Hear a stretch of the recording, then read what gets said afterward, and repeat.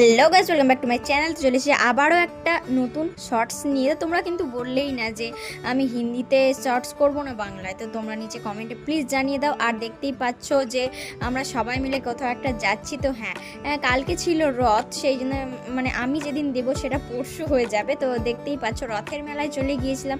আর এখন তো একটা গান ফেমাস চলেছে আমাদের বকুলতলায়, কিন্তু আমাদের এই রথতলায় প্রচুর দোকান বসেছে।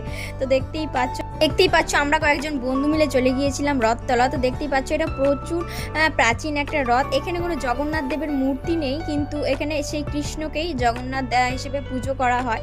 তো তোমরা জানোই যে যেই জগন্নাথ সেই কৃষ্ণ, সবই কৃষ্ণেরই অবতার। তোমরা নিশ্চয়ই জানো যে রথে পান দেওয়ার একটা প্রচলন আছে, তো সেটা আমি করে ফেলেছি। আসলে তোমরা একটা প্রবাদ প্রবচন নিশ্চয়ই শুনেছো যে রথ দেখতে যাওয়া আর কলা বেচা দুটো একই কাজ, কিন্তু এর যে আসল মিনিং সেটা তোমরা যদি জেনে থাকো নিচে কমেন্টে জানাও, আর তোমাদেরকে আমি পরে একদিন বলবো। তোমরা দেখতেই পাচ্ছ প্রচুর ভিড় ছিল আর প্রচুর রাইড ছিল, বাচ্চাদের যেমন রাইড ছিল আর মানে বড়দেরও রাইড ছিল। আমি সেই রাইডে চেপে তো আমার অবস্থা খারাপ হয়ে গিয়েছিল। তো তারপরে দেখতেই পাচ্ছ যে আমরা একটু কেনাকাটা করতে বেরিয়েছিলাম, মানে মেলাতে ঘুরছিলাম, কিন্তু এতই দাম আমরা শুধু চশমা পরে মানে সেলফি আর ফটো মানে ক্লিপসই নিয়ে নিয়েছি, কোনো চশমা কিনিনি। কারণ আর এদিকে একটা হামল দিস্তা কিনতে গিয়ে আমাদেরই হামল দিস্তা হয়ে গেছে, মানে এত দাম বলেছে। তারপরে আমরা টিকিট কেটে নিয়েছিলাম জীবনের ফার্স্ট টাইম নাগরদোল্লা চড়বো বলে, তা আবার হাতে ঘোরানো যেটা।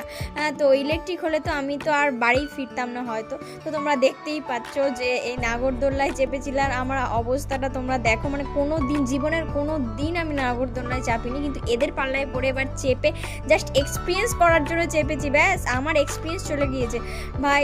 অনেক কষ্টে বেঁচে ফিরে এসে আমি একটু ঘুগনি খেয়ে নিয়েছিলাম, মানে আমরা সবাই খাইনি, কারণ এর সন্তোষী মা ছিল, তাই আসলে সেদিন ছিল শুক্রবার, তাই সে সন্তোষী মা করে বলে সে খায়নি। তারপরে আমরা একটু ফুচকা খেয়ে নিয়েছিলাম, ওর জন্য আমরা কিছুই খাইনি, কিন্তু ফুচকা খেয়েছিলাম, একটু খেতে ইচ্ছে করছিল অনেক দিন ধরে, তাই।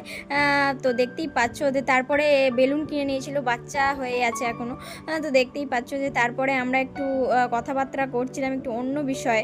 তারপরে একটু বেলায় আসবো, পাঁপড় খাবো না এটা হতে পারে, মেলায় তো পাঁপড় আর ঘুগনি মাছ। তারপরে আমরা আইসক্রিম সেন্টারে গিয়ে দেখছি আইসক্রিমই নিয়ে এত মানে ভিড় ছিল সেদিন গরমে, সবাই আইসক্রিম খেয়েছে। আসলে আইসক্রিম সেন্টার না, আইসক্রিম পার্লার হবে ওটা।